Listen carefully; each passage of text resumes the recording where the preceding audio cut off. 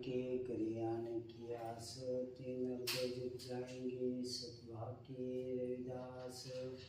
ऐसा चाहूँ राजन जहाँ मिले सदन को अन्न, छोट बड़ सब समझे रविदास रहे प्रसन्न। जो बोले सो निर्भय सदगुरु रविदास महाराज की जय। जय गुरुदेव। धन्यवाद। बहुजन समाज के महापुरुष के बारे में मुझे उनकी कुछ सेवा करने का मौका मिला।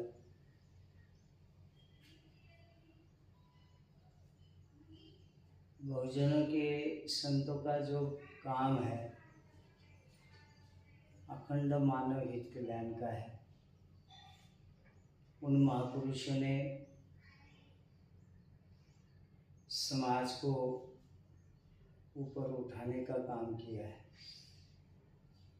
हमारे जीवन में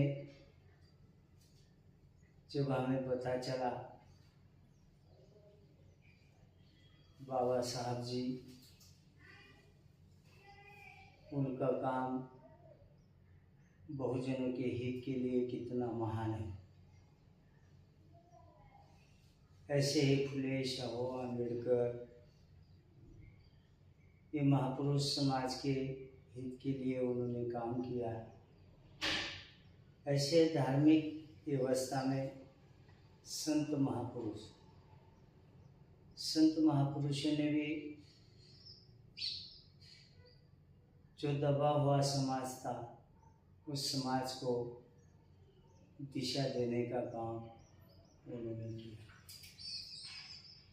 हमें पहली बार जीवन में मौका मिला कि सदगुरु रविदास जी की विचारधारा का प्रचार करने का। उससे पहले तो हमें भी पता नहीं था गुरु रविदास महाराज जी के बारे में। उनका जन्म काशी बनारस में हुआ। अभी आने वाला फरवरी महीना जो है 27 तारीख को उनकी जयंती पूरे देश दुनिया में वर्ल्ड में बनाई जाती है। 644वीं जयंती है। और ये जो मिशन है इस मिशन को चलाने के लिए हमारे धर्मगुरु 108 संत निरंजन दास महाराज जी वो चला रहे हैं और हम लोग उनके साथ हैं। देश दुनिया में ये प्रचार हो रहा है। मुझे खुशी हुई कि साथ साथ बाबा साहब जी की विचारधाराओं के साथ साथ जैसे सभी महापुरुषों का जब हमें पता चला तब जीवन का उस समय मुझे लगा कि इन महापुरुषों ने समाज के लिए बहुत महत्वपूर्ण काम किया है और हमारा भी उसमें कुछ सहयोग चाहिए। मेरे जीवन में कांशीराम साहब जी आते हैं तब तक तो मुझे इस विचारधारा के बारे में कोई पता नहीं था। हमें यही खुशी थी कि एक बहुजन समाज के महापुरुष कांशीराम साहब जी वो पूरे देश को महापुरुषों की विचारधारा पे आइडियोलॉजी पे काम कर रहे हैं और उन्होंने समाज को उनके विचारों के साथ जोड़ने का काम किया। तो वो मौका जब सुनने देखने का हमें मिला तो हमने भी जीवन में साहब श्री कांशीराम जी के साथ कुछ समय कुछ सहयोग लगाया और आज मुझे तो लगता है कांशीराम साहब जी अगर इस देश में उस समय के हिसाब से ना आते तो शायद बाबा साहब का काम और भी दबा रहता। लेकिन साहब श्री कांशीराम जी के कारण देश के हर स्टेटों में ये विचारधारा फैल गई। उन्होंने एक तरफ से राजनीति में जो काम बाबा साहब नहीं कर सके, जो काम हमारे दलित समाज के महापुरुष नहीं कर सके, उन्होंने उत्तर भारत में वो काम करके दिखाया कि सबसे बड़ा राज्य, उस राज्य में, स्टेट में साहब श्री कांशीराम जी ने अपने बलबूते पे राज करके दिखाया।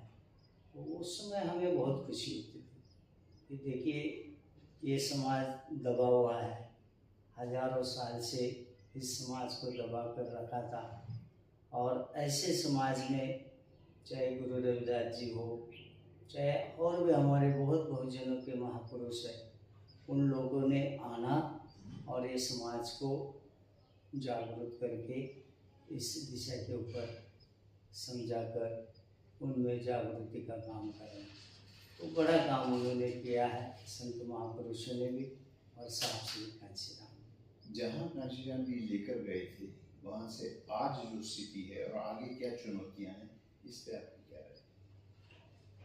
उन्होंने बहुत ही महान पिकअप पकड़कर इस देश में चैलेंज के साथ उन्होंने इस मिशन को इतना ऊपर उठाया है। लेकिन आज हमें ऐसा नज़र आता है कि जो उनकी अपेक्षा थी, जो उनके हिसाब से कारवा आगे बढ़ रहा था, तो उस हिसाब से अभी कारवा आगे नहीं बढ़ रहा है। हाँ, एक प्रकार से देखा जाए तो समाज जागृति बहुत है, समाज में उनसे ही ज़्यादा अभी के समय में जागृति पना ज़्यादा है। साथ साथ इन महापुरुषों के विचारों के लिए सोशल मीडिया का भी बहुत बड़ा योगदान है।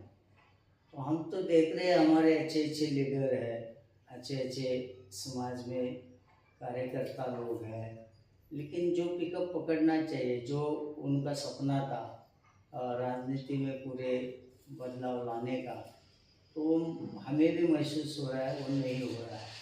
इसमें हो सकता है कि हमारे जिन जिन लोगों के ऊपर ये जवाबदारी है, उन लोगों को उसको समझने की ज़रूरत है और इन महापुरुषों के सपने को पूरा करने की ज़रूरत। एक या दो उदाहरण आप दे सकते हैं कि कैसे हो सकता है? एक तो ये कि अगर इतना ऊंचा पहुंच के बिखराव आया तो वो क्यों आया, और उसको अगर समेटना है किस लिए जरूरी है?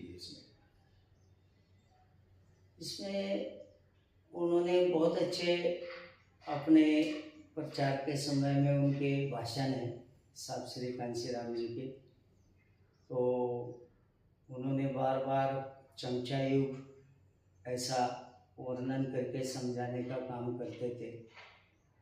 मेरे समाज के जो लोग हैं, तो अगर हमें बहुजनों के हित के लिए काम करना है, तो मेरे समाज के बहुजनों के लीडरों को भी समझने की ज़रूरत है कि जिन महापुरुषों का त्याग था, उसको ऊर्जा उनको मिलनी चाहिए, त्याग के प्रति उनकी ऊर्जा वहाँ मिलनी चाहिए। तो जैसे उन्होंने कहा था कि ये सब चमचा युग है, तो ये मुझे भी नज़र आ रहा है कि इसके कारण हमारा संगठन जो है कामयाब नहीं हो रहा है। लेकिन इन महापुरुषों को नज़र में रखते हुए उनके त्याग, तो ये हमारे जो अभी की जो लीडरशिप है, जो समाज में काम कर रहे हैं, उनका कर्तव्य बनता है कि महापुरुषों के सपने को पूरा करें। 2 या 3 चुनौतियां आप जिक्र कर सकते हैं एकदम टू द पॉइंट, जो सबसे बड़ी चुनौतियां हैं और उनको कैसे हल करने की कोशिश कर सकते हैं? खटखट क्या हो रहा है? तो हमें हल करने के लिए किसी भी हालत में समाज में जागृति का वापस काम करना पड़ेगा। समाज को जागरूक करने के बाद जो उनकी एकता है, एकता बनाकर इन महापुरुषों के जो वचन थे, जो उनके सपने थे, तो हम लोगों को, सभी देश के लोगों को पवित्र जैसे पतिव्रता बोला जाता है, पतिव्रता बनने की ज़रूरत है। अगर हम सब लोग मिलकर पतिव्रता बने इनके विचारों के साथ, और उनके जो वचन थे, उनके सपने थे, उसके लिए हमारी ऊर्जा ताकत लगे, तब ये काम हो सकता है। आप व्यक्तिगत रूप से भी काशीराम जी को बहुत करीब से जानते थे, उनकी बारे में विशेष उनकी प्रतिभा या वो कैसे शख्स थे, क्या शख्सियत थी, उस पर कुछ कहना चाहिए? मैं तो उनके बारे में यहाँ कहना चाहता हूँ आपको, मैंने ऐसा इंसान अभी तक नहीं देखा कि जिन हालत में जो हालत थी, जो परिस्थिति थी, ऐसे परिस्थिति में इतना बड़ा काम करना ये बहुत कठिन था, और वो करके उन्होंने दिखाया है। तो हम तो संतों के गुण गाते हैं, हम बोलते हैं कि संत महापुरुष से अच्छे इंसान को विचार मिलते हैं, लेकिन मेरे नज़र में जीवन में साहब श्री कांशीराम जी की बहुत बड़े संत, क्योंकि उन्होंने जो त्याग किया था, संतों की वाणी होती है त्याग करना, मोह माया को त्यागना चाहिए। तो लीडर के अंदर रहते हुए साहब श्री कांशीराम जी ने वो त्याग करके दिखाया, ना शादी की, ना अपने घर का कुछ, किसी रिश्तेदारों को उन्होंने रिश्तेदारी दिखाई, या कहीं उन्होंने किसी बैंक में अकाउंट खोला, ना कहीं धन इकट्ठा किया। तो ऐसे महापुरुष शायद जीवन में वापस मुझे देखने को मिलेगा या नहीं मिलेगा पता नहीं। तो मेरे लिए तो उनका जो दर्जा है संत से भी ऊँचा है। उन्होंने महान काम करके इस देश में फुले शाह अम्बेडकर विचारधारा और बहुजनों के महापुरुषों के ऊपर जो करके दिखाया है, शायद मेरे नज़रों में इतना बड़ा लीडर बहुजन, हमने तो जीवन में उनको एक पदवी दी थी, बहुजन राजा कांशीराम जी। तो बहुजनों के लिए महान ये विचार लेकर आए और काम किए। कुछ और इसमें ऐड करना चाहिए? बस ये समाज को बहुत एकता के साथ एक होने की ज़रूरत है। हम लोग सदगुरु रविदास जी के नाम से तो पूरे देश दुनिया में अखिल भारतीय रविदासिया धर्म संगठन का झंडा लेकर हम चलते हैं, क्योंकि हमारे धर्म गुरु ने 108 संत निरंजन दास महाराज जी ने मुझे राष्ट्रीय अध्यक्ष बनवाया धर्म का, तब से हम देश दुनिया में ये कारोबार कर रहे हैं।